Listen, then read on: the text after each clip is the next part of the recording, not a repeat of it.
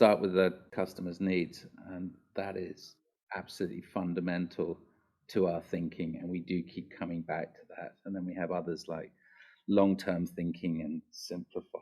And hello and welcome to brandtuned, the show for entrepreneurs where we discuss personal and business brands to give you ideas and inspiration to stand out, win business, and be heard in a noisy world. I'm Shireen Smith, lawyer, author, and curious business owner, keen to uncover what moves the needle in branding. Topics I explore include how the brand impacts your success, how to design a brand that has legally distinctive visual elements and works so you reach success and have more time or more money or less stress. I also explore the role of intellectual property and brand protection and monetizing your brand using franchising or licensing. Subscribe to find out more. How has the lockdown affected your time?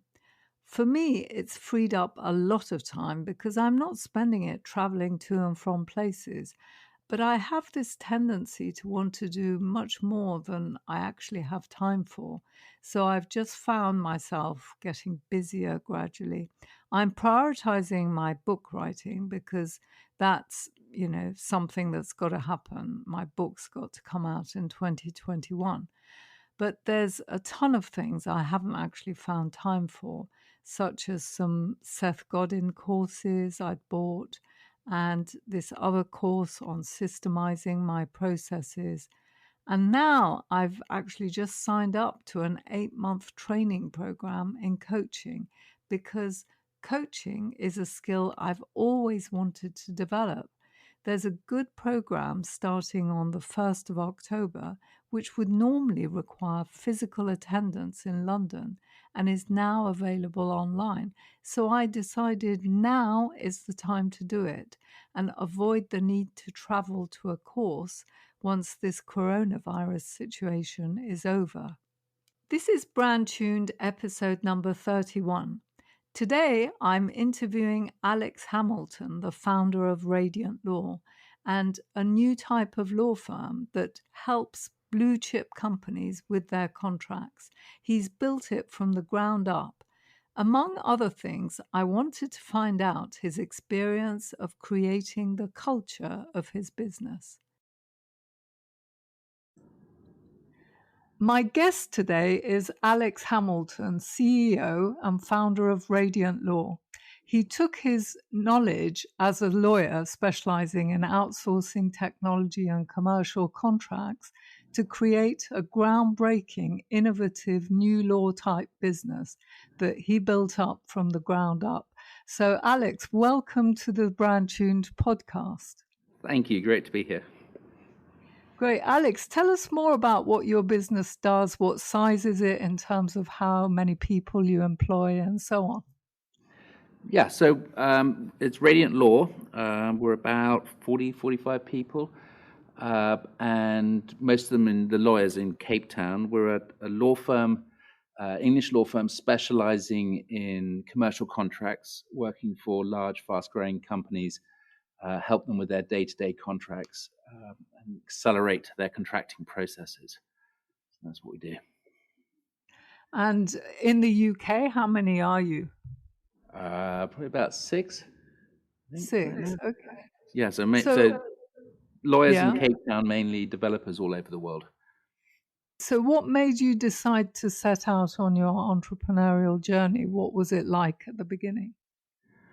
So the story is kind of a bit of a Jerry Maguire one of being a partner at a traditional, large, very successful American law firm and suggesting that we might do a bit more innovation.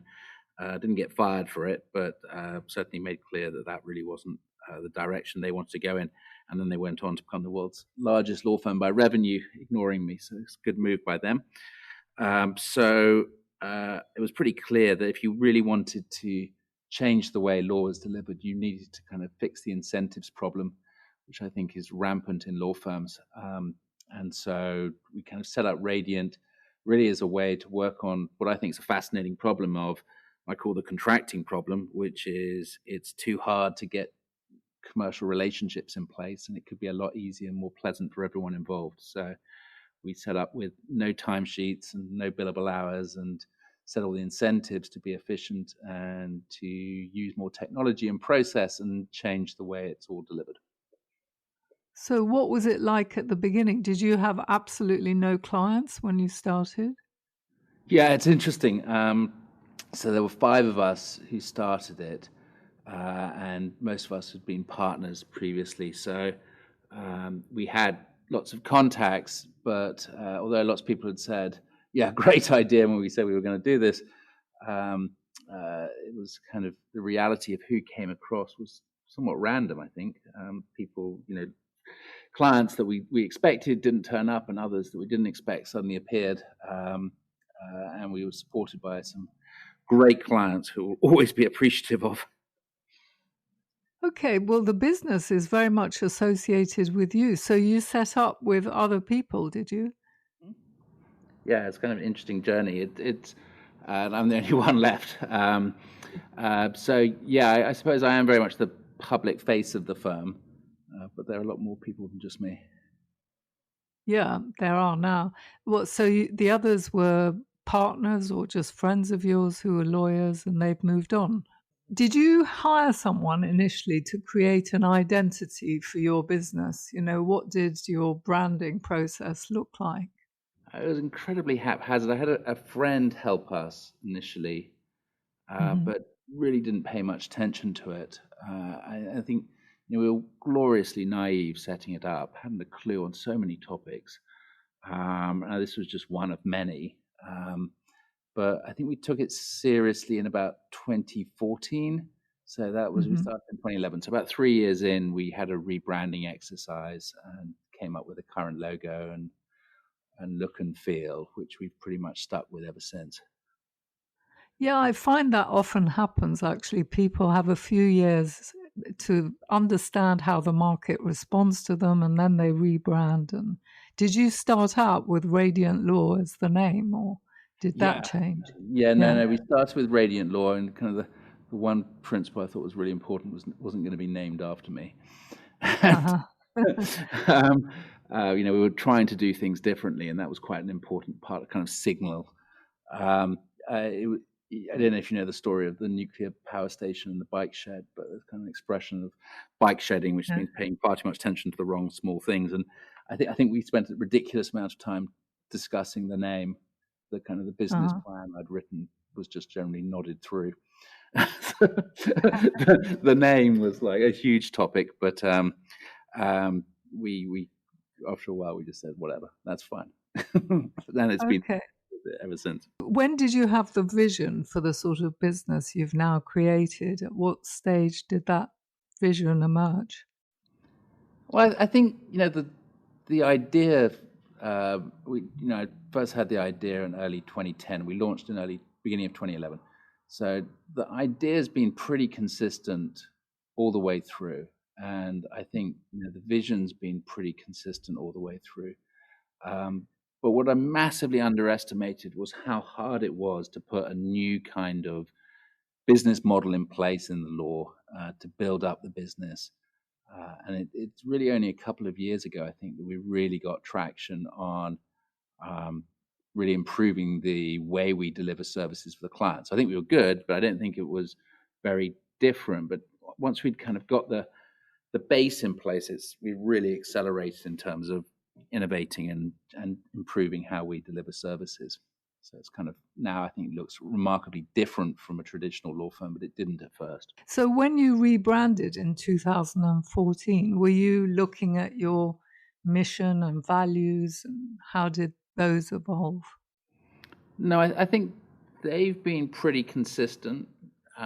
We Mhm. kind of have refined the values over the years, but it's more a question of simplifying them rather than changing them. I don't think we've really changed the mission. I think And sometimes what was the mission? the mission's to fix the contracting problem, and I think there's a secondary mission. It's actually quite important to me of trying to build an environment where perhaps slightly more unusual people in law might thrive.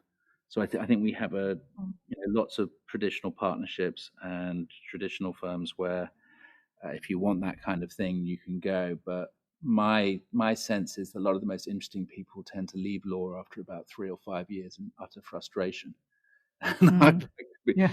the place where they could find a home.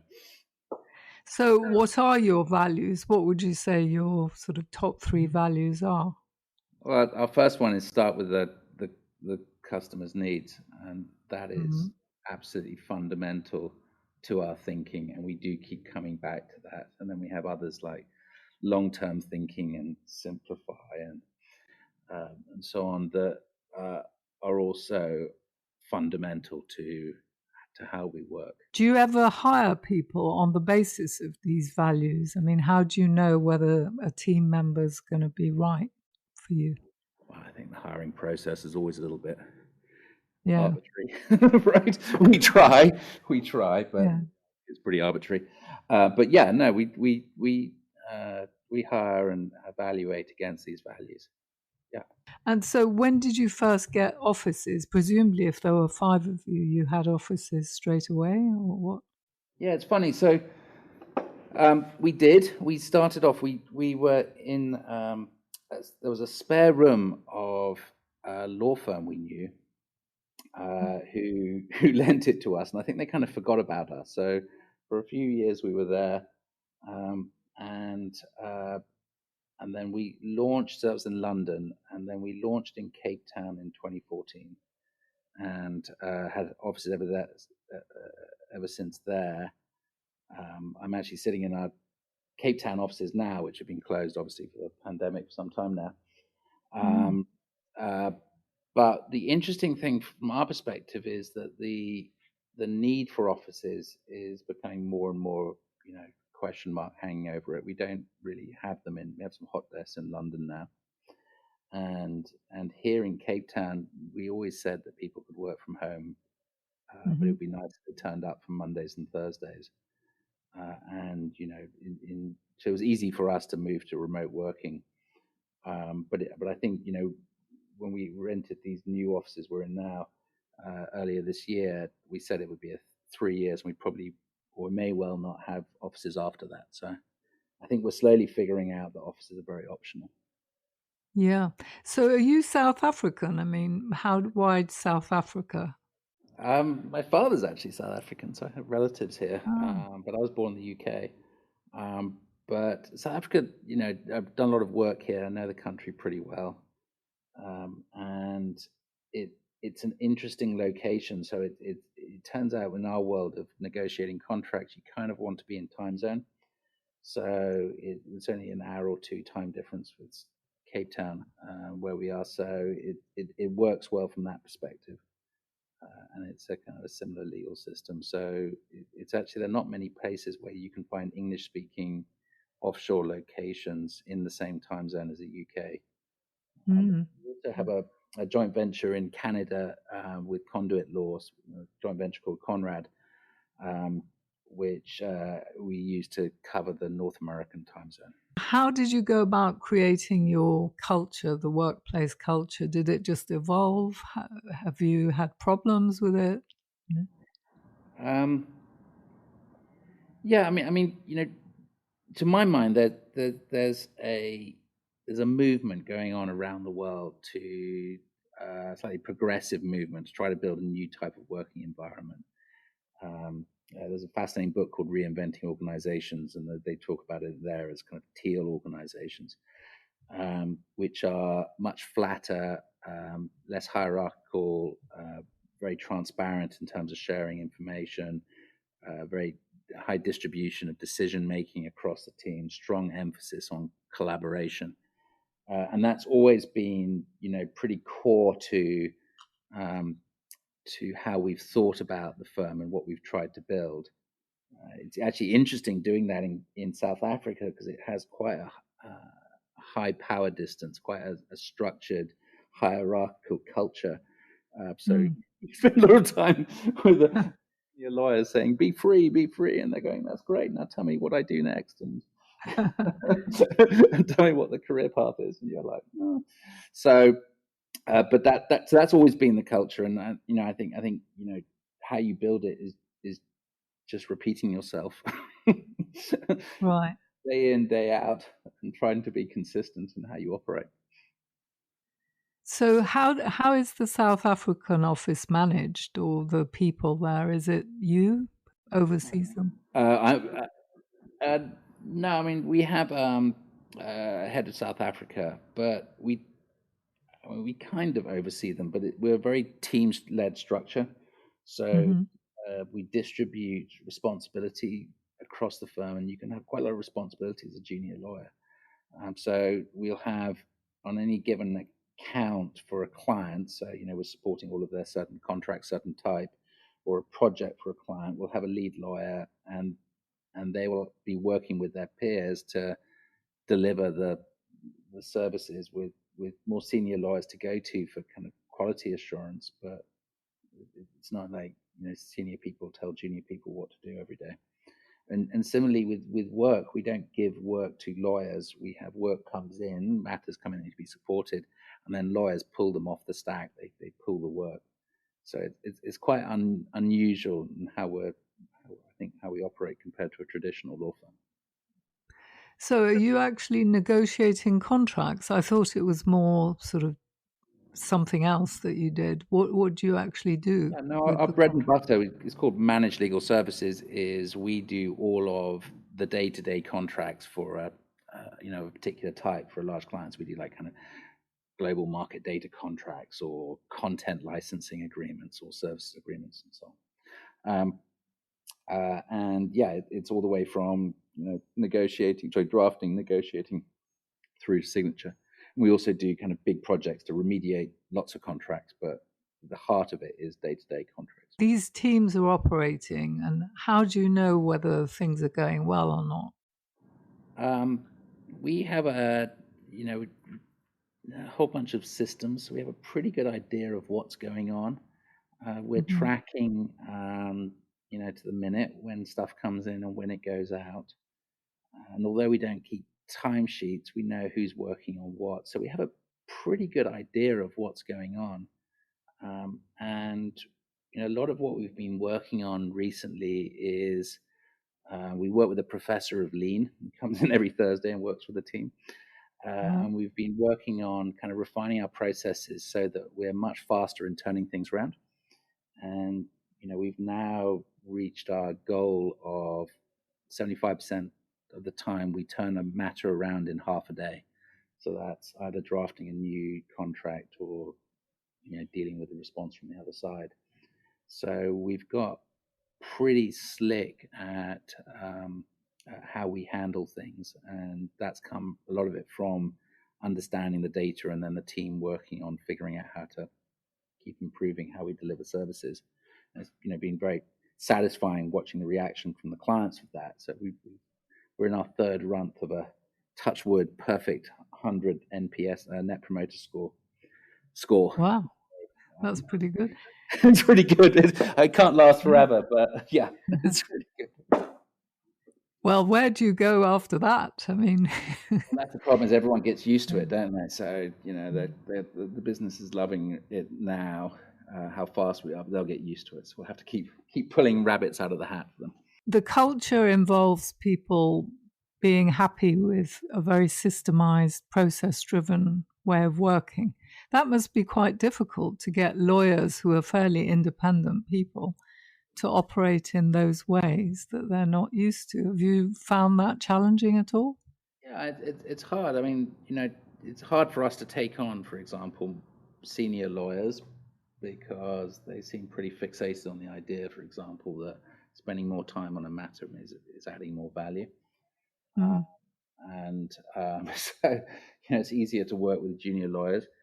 Uh, it, it is very different, I think, from a traditional law firm, which emphasizes, I would say, autonomy of partners in terms of Mm. they can operate any way they like. Obviously, they in turn require the junior lawyers working for them to work in very particular ways.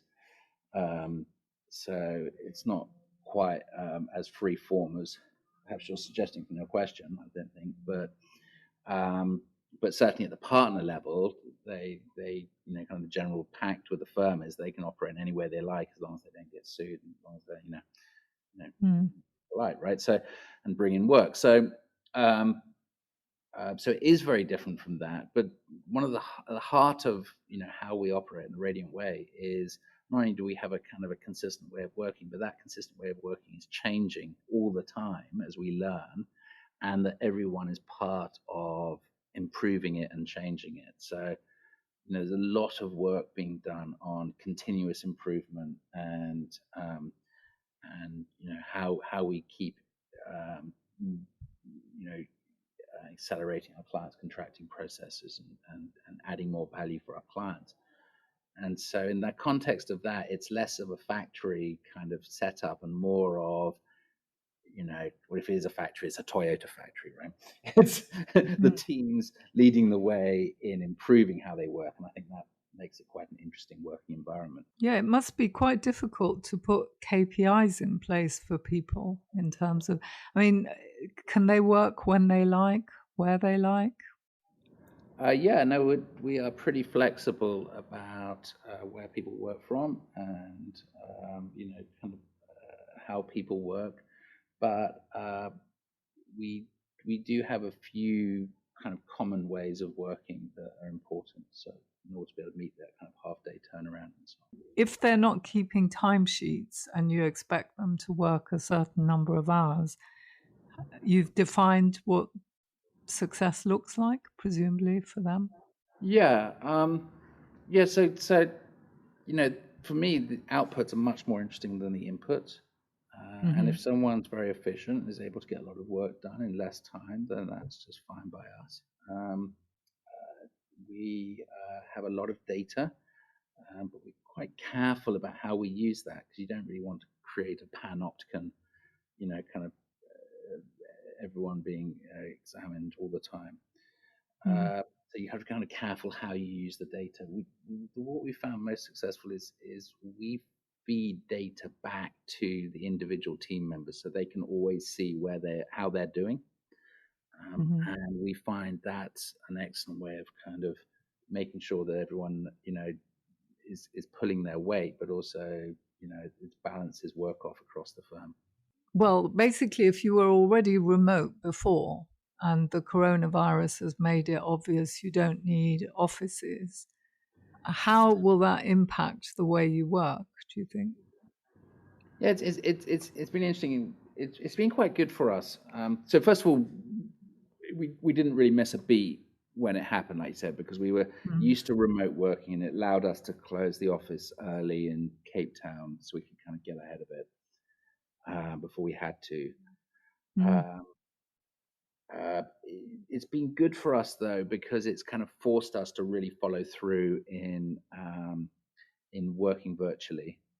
And there were only a few things that were kind of not virtual, but they've all now been kind of digitalized. So that's been helpful. It's been helpful for us because a lot of companies I think have been kind of skeptical about buying remote legal services, and now that everyone's figured out that actually you can work from home, we've had a lot of companies showing interest in our model because they realize actually they got more control with us and the data we can show them about what's happening than they actually have with their own teams. And yeah, so we've had, touch wood, a reasonably good period so far with this, but obviously in the context of wouldn't wish it to happen at all. Sure, yes. So you've been pretty much out there on social media, Alex, in terms of, on Twitter, It comes with the a face of the business. What made you do that? Because it is quite unusual for big law firms, certainly, to face the, grey suit. face the world. It took me a long time. I started Radiant when I was kind of 39, I think I was. And it probably was only about then that I was starting to be more comfortable in having a voice. and came with opinions beforehand, but was less willing to shout about them, and was strongly encouraged by a few people I know to be more, get onto Twitter properly, and LinkedIn to less extent, Twitter mainly. And now I'm just bordering on obnoxious on this. So always got an opinion.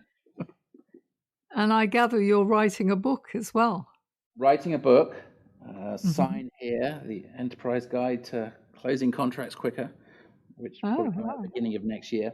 So writing a book about all the things we've learned over the last 10 years in how to actually accelerate contracting. I think there's a lot of opinions, but having done a lot of work with the tech and so on, what actually works. So yeah, I saw somewhere that you thought contracts were far too complicated, and I agree entirely. Complicated. So it's really interesting. Yeah, no, I think we've made a real mess of contracting, and it can be, a lot of it can be simplified, made a lot more pleasant, and a lot more focus on the relationship you're trying to set up with a contract, and less on the legalistic aspects, which have got out. Well, I'm looking forward to reading your book.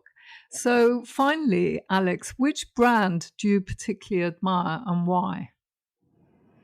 Well, I woke up this morning to a tweet that Tesla is now twice the valuation of the entire US car and airline market, which I thought was pretty extraordinary. Wow. I've always been a huge fan of the Tesla brand. I think it's really interesting how it's positioned itself. I think their purposefulness of what they're trying to achieve is exceptional. I think Elon Musk could occasionally benefit from having his Twitter account taken away, but as a brand of a company, I think it's spectacular. It really differentiated itself from the rest of the car market, and change perceptions, I think, in terms of actually creating a market for electric vehicles that just wasn't there before. So they've changed reality, and that's pretty spectacular. Great. Yeah, I agree. They're a brilliant brand. So thank you very much, Alex, for appearing on this podcast. That's it for this week. Do subscribe to the brandtuned newsletter to get weekly updates. I'd also love to get your feedback. Just send me an email to info@brandtuned.com. Finally, if you liked the episode, please do share it with your friends and colleagues and review it on iTunes or whichever platform you use to listen to podcasts. If you leave us a 5-star review, it means more people will listen and we can spread the word much more quickly about the podcast. Thank you, and bye for now.